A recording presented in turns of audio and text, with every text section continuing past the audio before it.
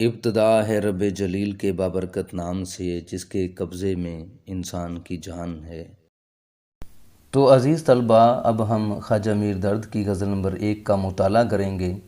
پہلا شعر: کام مردوں کے جو ہیں سو وہی کر جاتے ہیں، جان سے اپنی جو کوئی کے گزر جاتے ہیں۔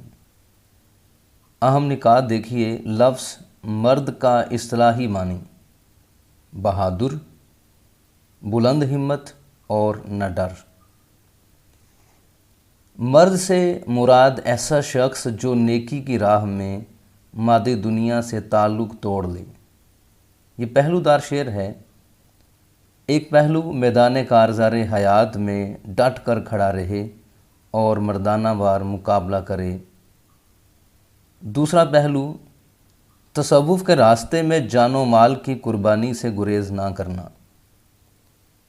تیسرا پہلو بلند نصب العین یا اعلیٰ مقاصد کے لیے جان کی بازی لگا دینا۔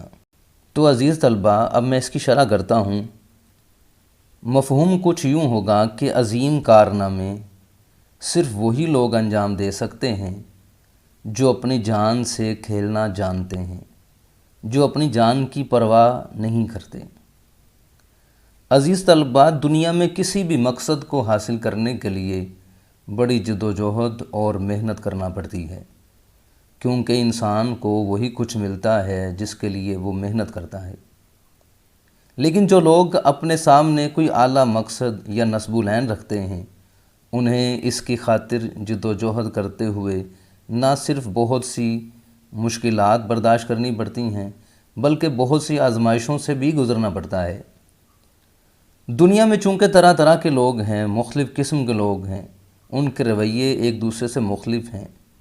کوئی شخص کسی اعلیٰ مقصد کے لیے اپنا وقت دے کر مطمئن ہو جاتا ہے، کوئی روپے پیسے کا عطیہ دے کر مطمئن ہے، کوئی شخص اپنی قربانیوں کو صرف تحریر اور تقریر تک محدود رکھتا ہے۔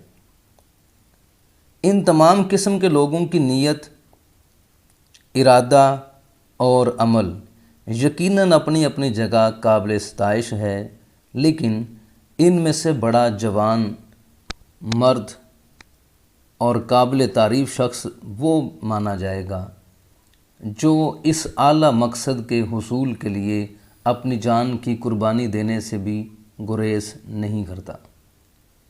حالانکہ جان تو اللہ تعالیٰ کا بہت بڑا عطیہ ہے۔ انسان سب سے زیادہ حفاظت اپنی جان کی ہی کرتا ہے۔ اس اعلیٰ ترین اور قیمتی ترین شے کی قربانی ظاہر ہے کہ مال و دولت اور دوسری تمام قربانیوں سے بڑھ کر ہے۔ لیکن غالب فرماتے ہیں کہ جان دی ہوئی اسی کی تھی، حق تو یوں ہے کہ حق ادا نہ ہوا۔ یعنی اپنی عزیز ترین متاع یعنی جان کی قربانی تبھی دی جا سکتی ہے جب قربانی دینے والے کو اپنے مقصد کی بلندی، نصب العین کی سچائی اور اس کے حقیقت پر مبنی ہونے کا ایمان کی حد تک یقین ہو۔ اس کے علاوہ اپنے اس نصب العین کو حاصل کرنے کے لیے اس کی لگن اس قدر پکی اور عزم اس قدر اٹل ہونا چاہیے کہ کوئی ظلم، کوئی جبر، کوئی وحشت، کوئی بربریت اس کے ارادوں کو متزلزل نہ کر سکے۔ اور اس کام کے لیے اس کو اللہ پر بھروسہ رکھنا ہوگا، اس کو اپنا ارادہ پختہ کرنا ہوگا۔ بقول شاعر کے ارادے جن کے پختہ ہوں، نظر جن کی خدا پر ہو، تلاطم خیز موجوں سے وہ گھبرایا نہیں کرتے۔ ہم یوں کہہ سکتے ہیں کہ اعلیٰ مقاصد اور بڑے نصب العین کی خاطر کوشش کرنے والوں کو نہ صرف بے پناہ مشکلات و مصائب کا سامنا کرنا پڑتا ہے بلکہ کسی کو زہر کا پیالہ پینے پر بھی مجبور کر دیا جاتا ہے، کسی کو آگ کے شعلوں کی نظر کر دیا جاتا ہے، کسی کو تختہ دار پر جھولنا پڑتا ہے، اور وہ یہ کام ہنسی خوشی کرتے ہیں۔ ان کے دلوں میں کوئی خوف نہیں ہوتا۔ یہ جو اللہ کے نیک بندے ہوتے ہیں، جو کسی خاص مقصد کے لیے کام کر رہے ہوتے ہیں، جن کا کوئی خاص نصب العین ہوتا ہے۔ انہی لوگوں کے بارے میں اقبال فرماتے ہیں کہ ہزار خوف ہو لیکن زباں ہو دل کی رفیق، یہی رہا ہے ازل سے قلندروں کا طریق۔ تو تشریح طلب شعر میں درد کہتے ہیں کہ کسی بھی اعلیٰ مقصد اور نصب العین کی خاطر جان کی قربانی دے کر شہادت کے مرتبے پر فائز ہونا ہر آدمی کے بس کی بات نہیں، بلکہ یہ انہی بہادر اور جواں مرد لوگوں کا کام ہے جو یہ کام کر گزرتے ہیں اور اپنی بڑی شان اور پروقار طریقے سے موت کو گلے لگا کر تاریخ کے صفحات میں اپنا نام ہمیشہ ہمیشہ کے لیے زندہ و جاوید کر دیتے ہیں۔ جب یہ قتل گاہ میں جاتے ہیں تو یہ ڈرتے گھبراتے نہیں، مسکراتے ہوئے جاتے ہیں۔ جیسے فیض کہتے ہیں کہ جس دھج سے کوئی مقتل میں گیا وہ شان سلامت رہتی ہے، یہ جان تو آنی جانی ہے، اس جان کی تو کوئی بات نہیں۔ تو عزیز طلبہ، دوسرے شعر کی طرف بڑھتے ہیں۔ موت کیا آ کے فقیروں سے تجھے لینا ہے، مرنے سے آگے ہی یہ لوگ تو مر جاتے ہیں۔ اہم نکات دیکھیے کہ شعر کا انداز استفہامیہ ہے۔ دوسرا اہم نقطہ کہ صاحب فقر لوگوں کی شان بے نیازی کا بیان کیا ہے اس شعر میں۔ فقراء کے ہاں موت کے دو تصورات ہیں، ایک ترک دنیا اور دوسرا ترک خواہش، یعنی خواہشات سے نجات حاصل کرنا۔ اس کے بعد ایک اہم نقطہ یہ ہے کہ موت سے پہلے موت۔ تشریح کی طرف بڑھتے ہیں۔ شاعر کہتا ہے کہ اے موت تجھے ان درویشوں سے، ان فقیروں سے کچھ نہیں ملے گا، یہ لوگ تو مرنے سے بہت پہلے ہی مر چکے ہوتے ہیں۔ یہ دنیا بہت خوبصورت ہے، یہ اپنے اندر بے پناہ جاذبیت اور دلکشی کے سامان رکھتی ہے۔ انسان جب دنیا میں آتا ہے تو اس کے کھیل تماشے، رنگ و بو اور ہزاروں دلچسپیاں اسے اپنی طرف یوں کھینچ لیتی ہیں کہ وہ ان دنیاوی لذتوں کو ہی سب کچھ سمجھ لیتا ہے، حالانکہ وہ اس حقیقت سے پوری طرح آگاہ ہوتا ہے کہ اس کی زندگی ناپائیدار ہے اور اس نے جلد یا بدیر موت کا ذائقہ چکھنا ہے۔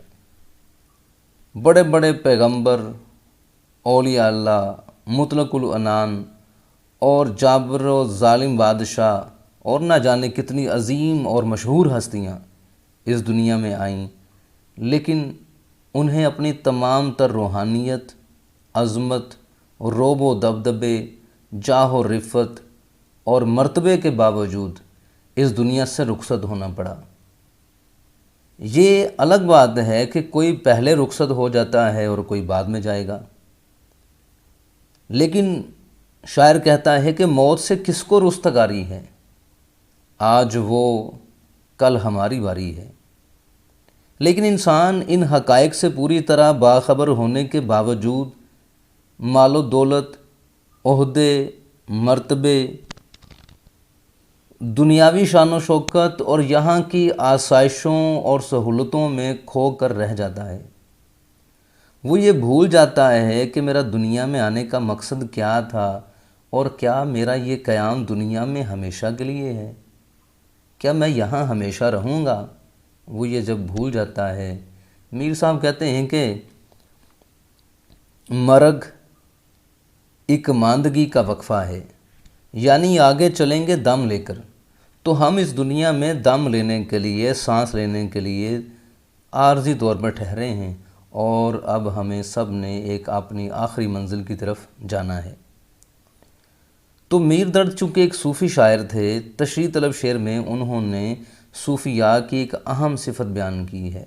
صوفی، درویش یا فقیر کے نزدیک یہ دنیا اور اس کی رنگینیاں کوئی اہمیت نہیں رکھتی۔ وہ دنیاوی مال و دولت اور جاہ و منصب سے کوئی غرض نہیں رکھتے۔ وہ اپنے ارد گرد پھیلی ہوئی زندگی میں جتنی بھی اشیاء، جتنی بھی لذتیں اور مسرتیں ہیں، یہ لوگ ان سے ہاتھ کھینچ کر زندگی میں اس قدر کم وسائل پر گزارا کرتے ہیں کہ جس سے ان کی سانس اور جان کا رشتہ برقرار رہ سکے۔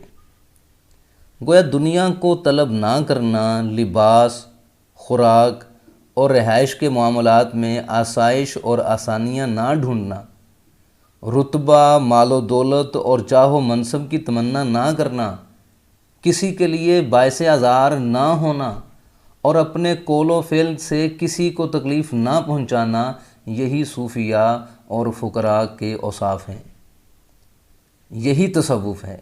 لیکن یہ سب کچھ صرف اسی صورت میں ممکن ہے کہ جب وہ اپنے نفس کو کچل ڈالیں اور اپنی تمام دنیاوی خواہشات کو اس طرح ترک کریں کہ دنیا سے ان کا کوئی تعلق اور اس میں ان کے لیے کوئی کشش نہ رہے، اور یوں لگے کہ وہ جیتے جی مر رہے ہیں۔ جیسے نذیر اکبر آبادی کہتے ہیں کہ جینے کا نہ افسوس، نہ مرنے کا ذرا غم، یکساں ہے انہیں زندگی اور موت کا عالم۔ چنانچہ صوفیاء کا ایک مشہور قول ہے کہ مر جاؤ اس سے پہلے کہ تمہیں موت آ جائے۔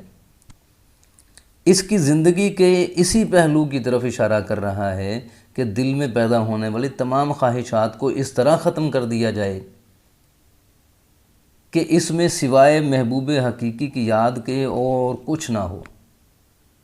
جیسے درد ہی کہتے ہیں، جو کچھ کہ ہم نے کی ہے تمنا ملی مگر، جو کچھ کہ ہم نے کی ہے تمنا ملی مگر، یہ آرزو رہی ہے کہ کچھ آرزو نہ ہو۔ تو بات کرنے کا مطلب یہ ہے کہ جو شخص دنیا سے بے نیاز ہو چکا ہے، اسے موت سے کیا خوف؟ موت ان سے کوئی چیز بھی نہیں چھین سکتی، کیونکہ دنیاوی دولت کچھ بھی ان کے پاس نہیں ہوتی۔ رہی زندگی تو وہ پہلے ہی اپنے دل سے تمام خواہشات کو ختم کر کے فنا کے تجربے سے آشنا ہو چکے ہوتے ہیں۔ اسی کیفیت کو ایک شاعر نے یوں بیان کیا کہ ہم تجھ سے کس ہوس کی فلک جستجو کریں، ہم تجھ سے کس ہوس کی فلک جستجو کریں، دل ہی نہیں رہا جو کچھ آرزو کریں۔ لیکن اپنے دل سے دنیاوی خواہشات کو ختم کر دینے والے یہ فقیر لوگ پھٹے پرانے کپڑوں میں ملبوس ہوتے ہیں، دنیاوی دولت اور شہرت و منصب سے دور بھاگتے ہیں، لیکن لوگوں کی کایا پلٹنے کی صلاحیت بھی رکھتے ہیں۔ یہ بادشاہ نہیں ہوتے، لیکن کسی کو بادشاہ کے مرتبے تک پہنچا دینا ان کے لیے عام سی بات ہوتی ہے۔ انہی درویشوں کے لیے اقبال فرماتے ہیں، نہ پوچھ ان خرقہ پوشوں کی، ارادت ہو تو دیکھ ان کو، ید بیضہ لیے بیٹھے ہیں اپنی آستینوں میں۔